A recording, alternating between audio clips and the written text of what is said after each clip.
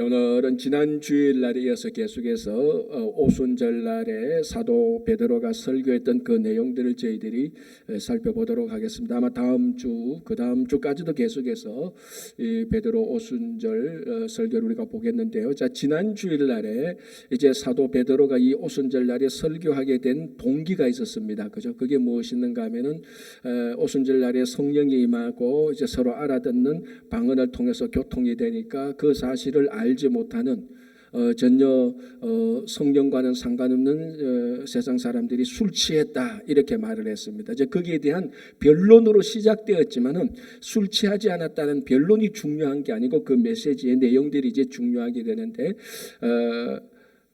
그 이스라엘 백성들이 방언을 하고 서로 교통하는 것은 술 취했기 때문이 아니고 구약의 요엘 선지자가 선포했던 그 말씀이 성취되고 있는 것이라고 말했습니다. 그러니까 술 취한 게 아니고 하나님의 말씀을 성취되고 있는 것이다. 언제? 성령이 함께 하실 때. 그래서 그 내용을 보면은 성령이 모든 육체에게 임하여서 예언과 환상과 꿈을 보게 될 것이다. 그래서 예언을 통해서 하나님의 말씀을 받고 정인이 되고, 그리고 환상을 통해서 비전을 갖게 되고 삶의 목적을 갖게 되고 꿈을 통하여서 삶의 소망을 갖게 되는 그런 일들이 일어난다는 겁니다. 그런데 이게 구약에서는 성령 강림이 특별한 상황에서 특별한 사람에게 임했다면은 이제 예수님께서 말씀하신 이 성령은 모든 사람에게 임했습니다. 그래서 심지어 여종들까지도 성령께서 임했다라고 우리가 지난주에 살펴봤고요. 그래서 성령께서 임하실 때 무슨 일이 일어나느냐, 또 하나 중요한 것은 누구든지 주의 이름을 부를 수가 있었다. 그래서 구원을 받을 수 있는 새로운 성령 시대가 활짝 이 문이 열린 것입니다. 자, 이제 그러면서 이제 사도 베드로가 오늘 그 뒤를 이어서 설교하는 내용을 우리가 보는데, 그 뒤의 내용이 뭔가 하면은 21절에 누구든지 주를 부르는 자, 주의 이름을 부르는 자는 구원을 얻으리라 그랬는데, 그러면 이 주가 누구냐는 겁니다. 그 당시에는 지극히 당연하게 주라고 그러면은 그 로마 제국 내에 살고 있는 사람은 주라 그러면은 당연히 로마 황제를 자기의 주인이라고 생각했습니다. 그리고 로마 제국의 어떤 백성한테 이 나라와 이 국가의 주인이 누구냐 그러면은 그 당시 황제의 이름을 들면서 그 사람이 우리의 주인입니다라고 했던 것이 일상적인 삶이었습니다. 그러면은 성령이 임할 때 누구든지 주의 이름을 부르는 자는 구원을 얻으리라고 말할 때 이 주가 로마 황제를 말하는 것이냐? 이제 사도 베드로가 이 주를 내가 올바르게 여러분들한테 알려주겠다라는 것입니다. 그래서 22절부터는 이 주인에 대하여서 길게 증거하고 있는 것입니다. 오늘은 이 로마 황제가 아닌 진짜 우리의 주인, 뭐 우리는 다 알죠. 우리가 늘 고백하는 대로 주 예수 그리스도에 관하여서 그분이 어떻게 하셔서 우리의 주인이 되셨는지, 어떻게 하셔서 우리의 주님이 되셨는가를 이제 사도 베드로가 설교를 하고 있는 것입니다. 자, 22절 보겠습니다. 이스라엘 사람들아, 이 말을 들으라. 너희도 아는 바와 같이 하나님께서 나사렛 예수로 큰 권능과 기사와 표적을, 자, 로마 황제가 절대로 아닙니다. 황제의 이름이 아닙니다. 하나님께서 나사렛 예수로 큰 권능과 기사와 표적을 너희 가운데서 베푸사 너희 앞에서 그를 정언하셨느니라 라고 말합니다. 자, 여기서 이제 우리가 먼저 살펴봐야 될 것은 하나님께서 예수를 큰 권능이 아니고 그 예수 앞에 나사렛이라는 이 지역, 이 지명을 붙였습니다. 그래서 우리도 보통 나사렛 예수라고 이렇게 말을 많이 합니다. 그 어떤 분들은 기도할 때도, 기도 마칠 때도 나사렛 예수의 이름으로 기도했습니다. 이렇게 뭐 마치는 경우가 있습니다. 그런데 정확히 말하면은 우리가 예수 앞에 나사렛이라는 것을 붙이는 이유는 나사렛 출신인 예수라는 이 말입니다. 나사렛이라는 그 지역이 있죠. 그러니까 나사렛 출신 예수라는 이 말은 예수라는 사람이 실제로 나사렛에서 생활을 했다라는 역사적인 실제적인 사실을 말하는 겁니다.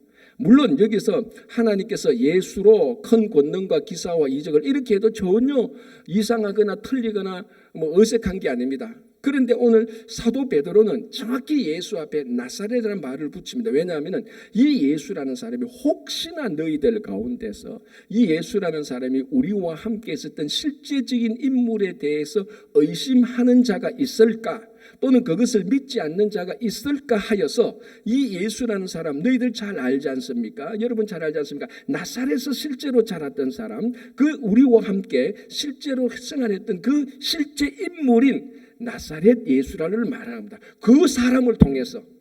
그래서 우리 기독교는요, 한 인물에 의하여서 좌지우지되는 종교입니다. 그 인물이 누굽니까?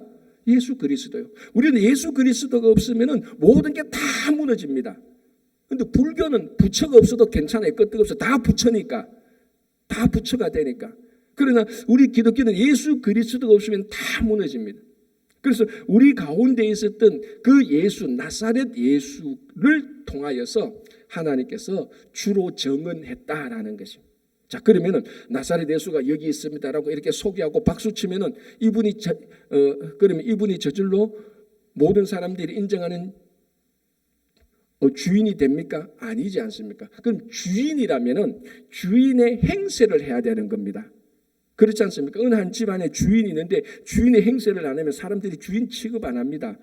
주인이면은 주인 행세를 해야 되는데 그 주인 행세가 뭔가 하면 오늘 여기 보면 나사렛 예수를 큰 권능과 기사와 이적 또는 표적 뭐 같은 말이죠. 표적을 베푸셨다는 겁니다.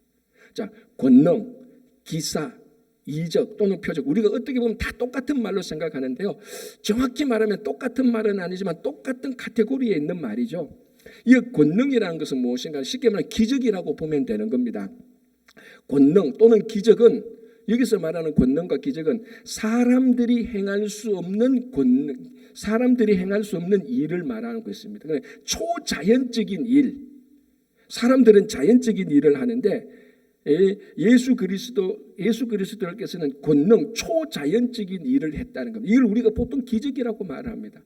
자, 그리고 그 다음에 기사라고 나왔죠. 기사를 한마디로 이 의미를 말하면 영어로 한마디로 딱 원더풀입니다. 원더풀, 놀라운 일이 가득 찬 것.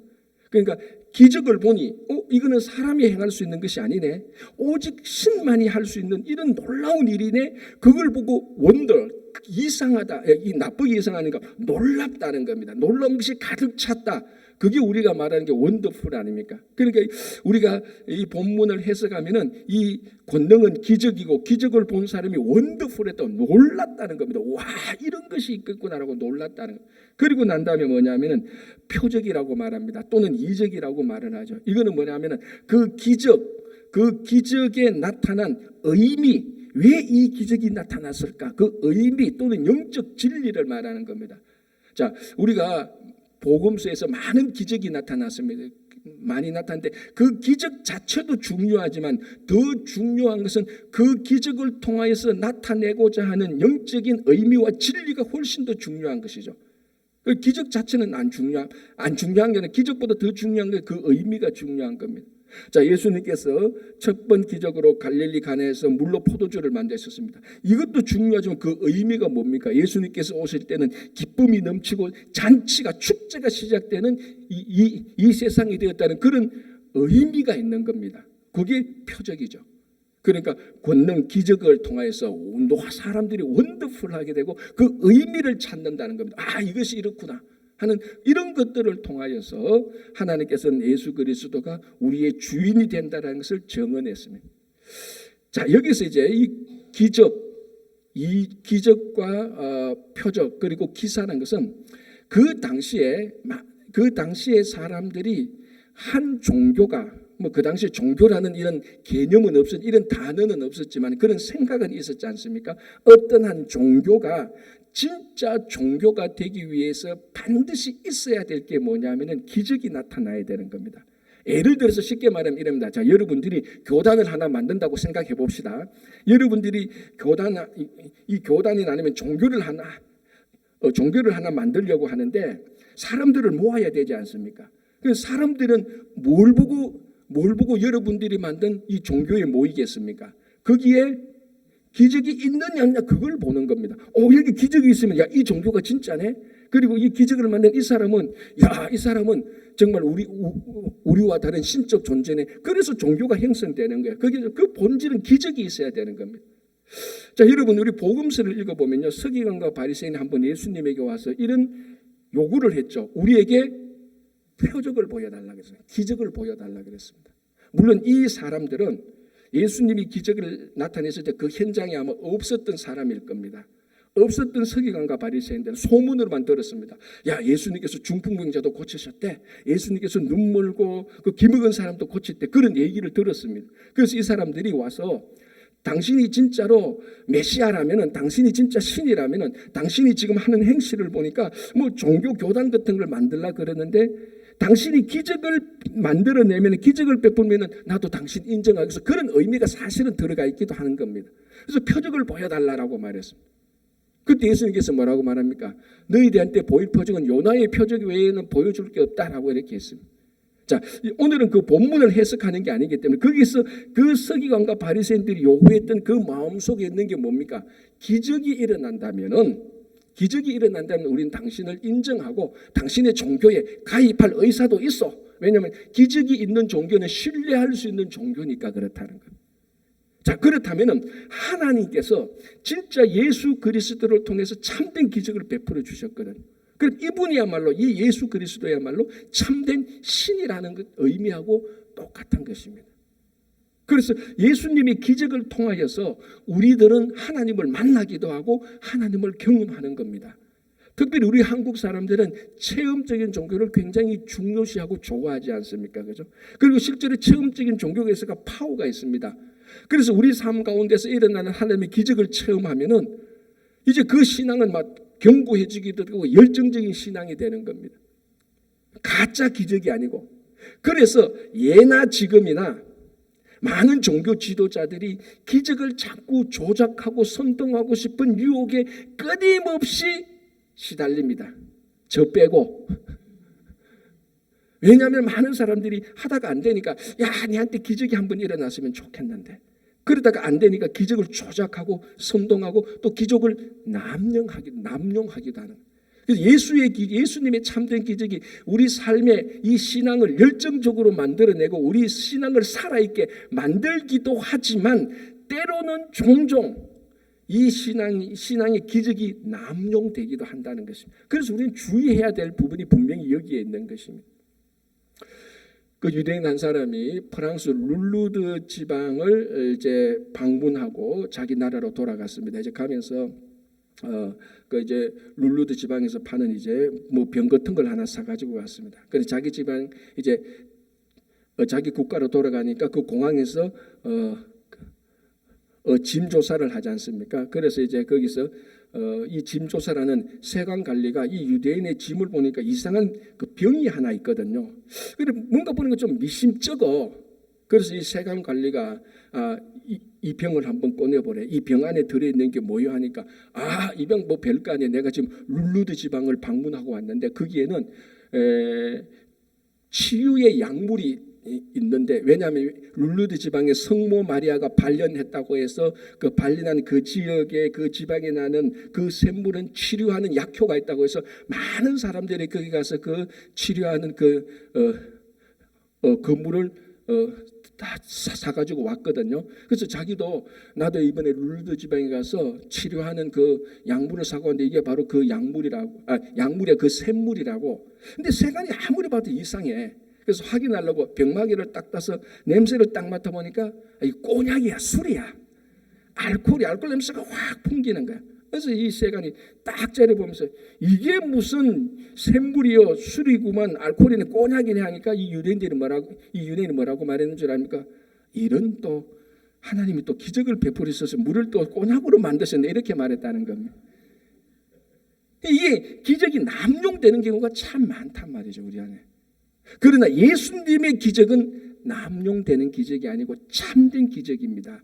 그래서 그 예수님의 기적을 경험함으로 말미암아 우리는 하나님을 경험하게 되고 우리의 신앙이 살아있는 신앙이 되는 것. 그래서 이분이 우리의 주인이 된다, 주님이 된다. 그래서 하나님께서 예수님을 통해서 기적과 놀라움과 그 기적의 참된 의미를 보여주셔서 이 예수가 누구든지 이름을 부르는 예수의 이름을 부르면 구원을 얻는 사람이 된다라고 선포를 해주신 것입니다. 자, 그러면은 기적만 베푸면 다 우리의 주인이 되냐? 우리의 주님이 되냐? 물론 이 기적은 주님이 될 수 있는 필요한 조건입니다. 그러나 충분한 조건으로는 모자라죠. 필요 충분 조건에서 우리 옛날에 필요 충분 조건 배웠잖아요. 필요한 조건은 되지만 충분한 조건은 부족합니다. 진짜 우리의 주인이 되시려면은 우리의 구원자가 되어야 되는 겁니다. 그래서 다시 말씀드리자면 옛날에 로마 제국에 사람들이 로마 황제를 주인이라고 불렀단 말이죠. 그리고 로마 황제의 다른 호칭이 뭔 줄 압니까? 세이비어입니다. 세이비어가 뭐죠? 구원자죠. 그래서 로마 황제의 호칭이 로드라는 주라는 호칭이 있고 세이비라는 호칭이 있습니다. 셀베이션, 우리의 구원자 되시는 우리의 주 황제, 물론 황제라는 호칭이지만 그 이름을 부르는 겁니다. 그러면은 이 당시에, 그리고 원래 본질적으로 생각하면 주인이 되려면 주가 되려면은 기적을 베푸는 것도 중요하지만 또 하나 뭡니까? 우리의 세이비어, 우리의 구원자가 되어야 되는 겁니다. 자, 그러면 한번 보겠습니다. 23절 이렇게 되어 있습니다. 그가 하나님께서 정하신 뜻과 미리 아신 대로 내준 바 되었거늘 너희가 법 없는 자들의 손을 빌려 못 박아 죽였으나. 자, 무슨 말인지 여러분 아시죠? 그죠? 예수님께서 십자가에 못 박아 죽으신 그 사건을 말합니다. 자, 예수님이 우리의 주인이라는데 첫 번째는 뭐냐냐? 예수님의 공생애, 예수님의 생애 동안 기적, 권능을 베푸시고 이적과 기사가 있었다.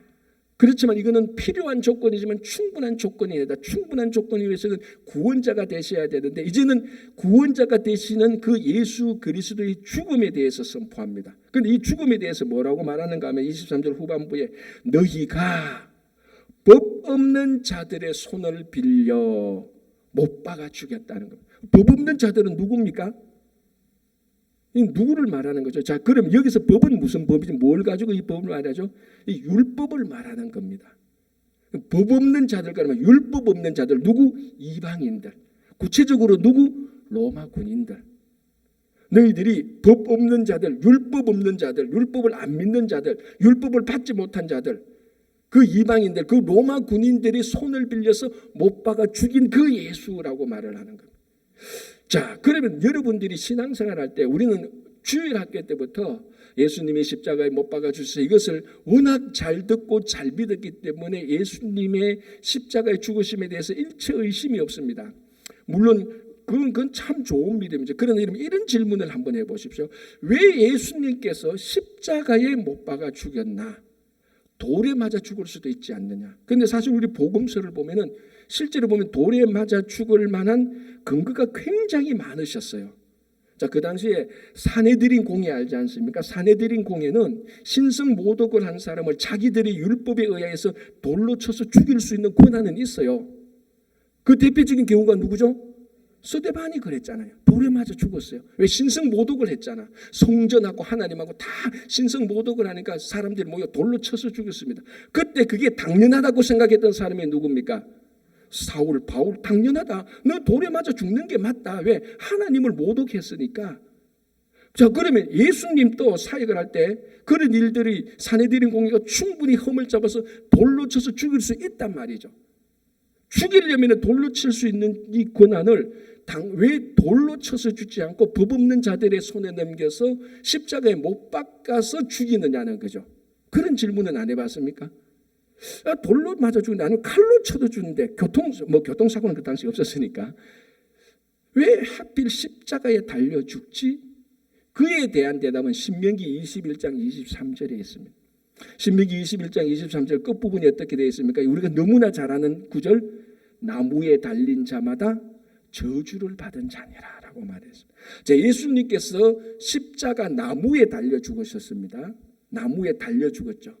십자가에 죽는데 그 십자가에 달려 죽으신 예수를 유대인들은 나무에 달려 죽었다고 생각을 하는 겁니다. 그래서 나무에 달린 자마다 뭡니까? 저주를 받아 죽었는 겁니다. 저주가 뭡니까? 죄의 결과 아닙니까? 이제 여기서 죄가 나오는 겁니다. 자, 왜 법 없는 자들이 예수를 못 박아 죽였을까? 왜 법 없는 자들의 손에 가야 될까? 자기들이 처리하면 될 걸 법 없는 자들의 손에 가야. 왜? 자기들은 나무에 달려서 죽일 만한 권한, 이 법은 없단 말이죠. 돌로 쳐서 죽일 수는 있어도 나무에 달려 죽이면은 그거는 법 없는 로마인의 손에 넘겨서 십자가형을 처형하면 나무에 달려서 죽게 됩니다. 그럼 이 자는 저주를 받은 자다. 모든 유대인 백성들이 저주를 받은 자라고 욕하게 되는 겁니다.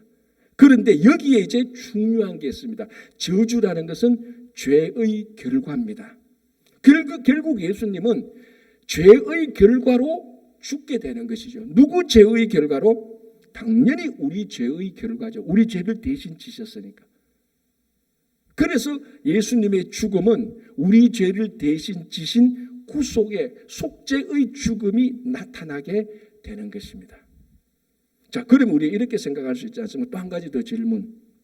여러분들 평소에 안 하는 질문을 제가 자꾸 긁어서 내는데, 아니 이 세상에 인류 역사적으로 다른 사람의 죄를 지고 죽은 사람들 많지 않습니까? 사실은 그렇잖아요. 저 사람이 자기 죄를 말이지 내한테 누명 덮으셔가지고 내가 대신 이 사람의 죄를 그 대신 덮으시고 죽었단 말이죠. 지금 여러분 가운데서도 다른 사람의 죄를 대신 지고 힘들어하는 분 있을 거란 말이죠. 누명 쓰고 직장생활 할 때 죽지는 아직 안 했지만 뭐 죽었으면 이 자리에 오시지도 못했지만 그런 사람이 있다. 그런데 실제로 우리 역사적인 삶을 보면은 그 어떤 사람은 다른 사람의 죄 때문에 그거 덮어 쓰고 누명 쓰고 죽었단 말이에요. 그런데 그런 사람들은 왜 구주가 안 되느냐는 거죠. 왜 주인이 안 되는? 똑같이 죽었는데. 자, 여기서 이제 죄가 뭐냐는 겁니다. 어떤 죄냐라는 겁니다. 여러분들은 뭐가 죄라고 생각하십니까? 자, 우리가 여러 가지로 말할 수 있는데 이 당시 사도행전에 있는 이 당시 유대인들은 죄가 뭐냐 하면은 율법을 어기는 행위, 그걸 죄라고 말합니다. 물론 구체적으로 보면 또 더 복잡한 거지만 간단하게 말하면은 심플하게 딱 말하면 죄는 율법을 어긴 행동을 말하는 겁니다. 잘못된 행동이죠. 죄는 행동입니다. 내가 나쁜 일을 했는 것 그 자체를 죄로 본 겁니다. 이 기준이 율법이죠. 자,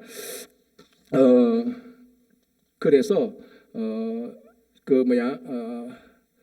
어릴 때 유대교회에서 자랐다. 태어날 때 어머니는 이방인이고 아버지가 유대인이고 남부 지방에서 살았던 한 여성이 계속 유대인으로 자랐다가 결국 나중에 기독교로 개종한 듀크 대학의 한 여자 교수 로렌 위너라는 사람이 있습니다. 지금 이제 기독교를 가르치고 있는데 이 사람은 어릴 때부터 청년 때까지 철저하게 유대교 집안에서 살았습니다. 그래서 유대교도 공부했고 기독교도 공부했으면서 죄에 대해서 유대교의 죄에 대해서 이렇게 서술하고 있습니다. 제가 한번 읽어드릴게요. 유대인들의 경우 죄는 먼저 백성의 잘못된 습관과 행동이기 때문에 계속 반복되는 습관의 행동이기 때문에 매일 참회, 즉 회개를 통해 잘못된 행동을 바로잡아야 돼요. 그게 올바른. 그리고 매일 정해진 회개의 시간을 욤키푸르 대속죄일이죠. 대속죄일에 다시는 죄를 짓지 않게 한다는 서약을 함으로 하나님으로부터 속죄를 받는다고 한다. 이렇게 있습니다. 자, 이거 뭐 복잡하게 설명할 거 없고 간단하게 말합니다. 유대인들은 자기들의 율법의 기준으로 잘못된 행동이 죄다. 그래서 이것을 보상하기 위해서는 회개하고 매일 그 잘못된 행동에 대해서 회개하고 그 잘못된 행동을 바로잡거나 잘못된 행동에 대해서 보상하는 착한 행위를 해야 되는 겁니다. 자, 우리도 그렇게 하는 겁니다. 그죠? 자, 우리도 잘못된 행동이 죄라는 거 다 알죠? 이 잘못된 행동하면 다 일반 사회적인 법에도 다 걸리지 않습니까? 그러나 성경이 구약과 신약이 말하는 성경이 말하는 죄의 본질은 잘못된 행동이 아니고 하나님과 깨어진 상태를 말하는 겁니다. 이게 가장 본질적으로 잘못된 겁니다. 더 쉽게 말하면은 잘못된 행위가 죄가 아니고 잘못된 상태가 죄라는 겁니다. 잘못된 상태에 사람이 있으니까 잘못된 행동들이 계속 나오는 겁니다.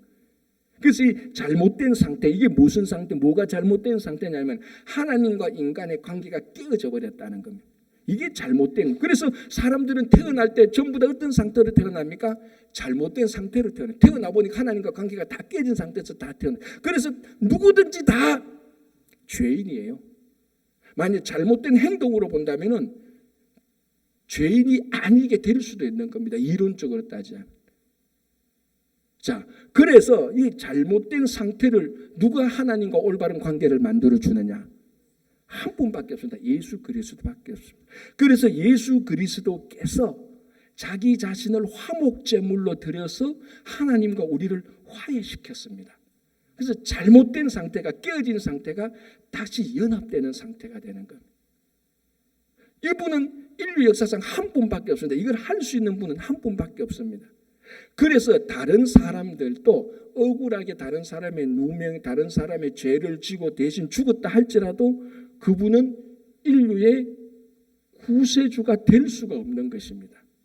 왜? 하나님과의 관계를 해결하지 못했으니까. 그러니까 예수 그리스도만이 자기 자신을 화목제물로 드림으로 말미암아 하나님과 인간관계에 깨어진, 부서진 잘못된 상태를 올바른 화해된 상태로 만드셨습니다. 그래서 죄가 해결되는 거죠. 왜? 죄는 행동이기 이전에 상태니까, 깨어진 상태니까.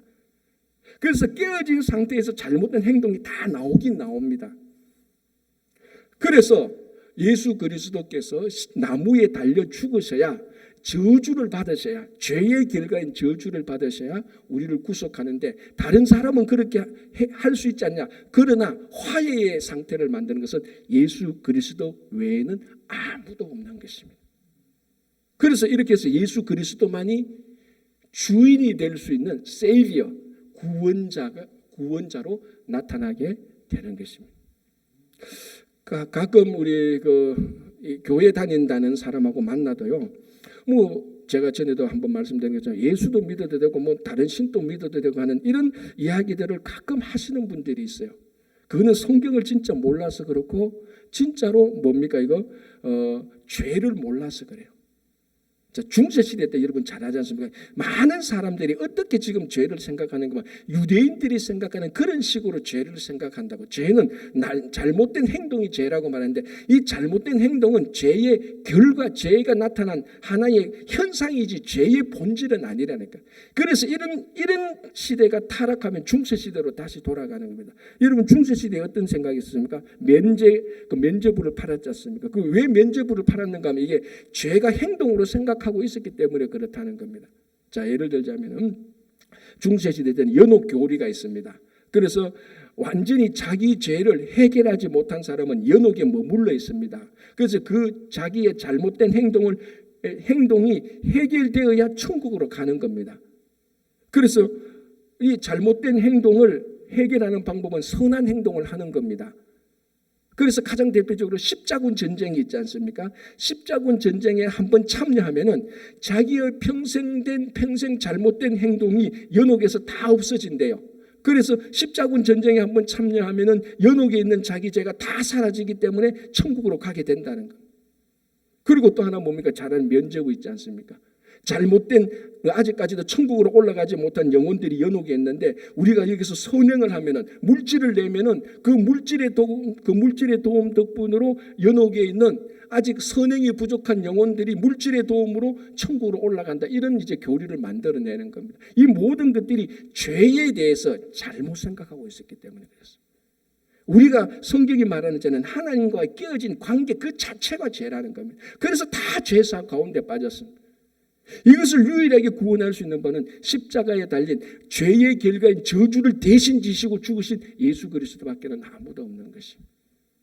그래서 우리는 처음부터 끝까지 오직 예수 그리스도만을 믿어서 이 죄를 해결하는, 그래서 주님이 우리의 세이비어, 구원자가 되는 것입니다. 자, 그리고 베드로가 하나 더 말합니다. 좀 설명을 붙이자면, 그럼 죽음으로 끝나면 그게 다 끝이 아니냐는 겁니다. 그럼 무슨 소용이 있냐? 그래서 뭡니까? 하나님께서 그를 다시 살리셨다 말합니다. 24절, 하나님께서 그를 사망의 고통에서 풀어 살리셨으니 이는 그가 사망에 매여 있을 수 없었음이라. 이게 부활이죠. 자, 죽음이 아무리 고상한 죽음이라 할지라도 죽어버리면 그냥 끝나는 겁니다. 죽음에 패배하는 것이죠. 결국 우리의 영원한 주인이 되시려면 죽음에 머물러 있어서는 안 되고 죽음을 극복해야 되는 겁니다. 그게 부활인데, 부활은요 최종 승리입니다. 궁극적인 승리고 가장 위대한 승리죠. 여러분, 옛날에 전쟁을 하면은 이긴 사람은 전쟁에서 이긴 사람은 주인이 되고 전쟁에서 진 사람은 노예가 되는 겁니다. 이거하고 똑같습니다. 결국 죽음과의 싸움에서 죽음에 지면은 죽음에 다 노예가 되는 겁니다. 그럼 죽음을 이기면은 죽음을 극복한 주인이 되는 것이죠. 여러분, 모든 사람의 인류 역사적으로 모든 사람이 피할 수 없는 것이 죽음 아닙니까? 이 땅에 아무리 위대한 인물로 살고 아무리 위대한 업적을 쌓았다 할지라도 결국 죽음 앞에서는 다 패배했습니다. 아무도 죽음을 이긴 죽음과 싸움에서 승리한 주인은 없었습니다. 예수 그리스도 외에는. 그래서 이 부활이야말로 인류의 최종 승리입니다. 이 승리를 이끌어낸 사람만이 영원히 우리의 주인이 되는 것이죠. 그래서 이 부활을 증거해야만이 예수가 주인이라는 것이 확실하게 드러나는 것입니다. 여러분, 제가 지난 부활절 주일에도 말씀드렸지만 유대인들이 부활을 믿었습니까? 안 믿었습니까? 유대인들이 부활을 믿었어요. 안 믿은 게 아니란 말이죠. 물론 안 믿은 사람도 제가 좀 믿었지만 부활을 믿었습니다. 그러나 이 부활은 미래의 부활만 믿었지 오늘 내 삶 속에서 부활이 일어난다고는 안 믿었습니다. 그래서 이것을 종말의 부활이 일어난다는 것을 믿었습니다. 유대인들은. 그래서 제가 그때 예를 든 게 뭡니까? 예수님께서 나사로가 죽었을 때 마리아 마르다 집에 갔을 때 대화할 때 마르다가 뭐라고 말합니까? 우리도 부활을 믿습니다. 종말에 다 부활할 것을 믿습니다라고 말했습니다. 종말에 다. 그게 그 당시 일반 사람들이 생각하고 있었던 부활입니다. 부활을 안 믿은 건 아니에요. 그런데 지금 부활은 없다는 거죠.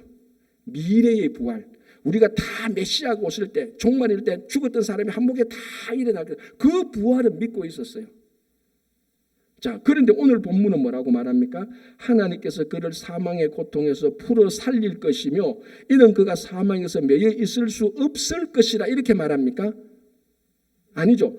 하나님께서 그를 사망의 고통에서 풀어 살리셨으니 살릴 것이 아니고 이미 살리셨다는 겁니다.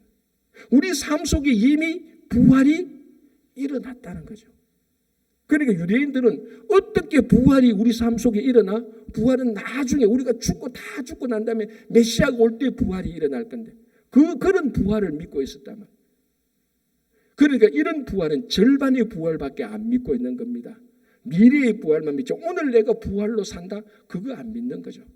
그리고 또 한 사람은 사두개인들은 부활을 안 믿었습니다. 유대인들은 잘 아시잖아요. 사두개인들은 굉장히 세속적인 사람입니다. 그래서 영적인 것은 일체 안 믿습니다. 그래서 사두개인들은 굉장히 정치적인 종교인이죠, 사실은.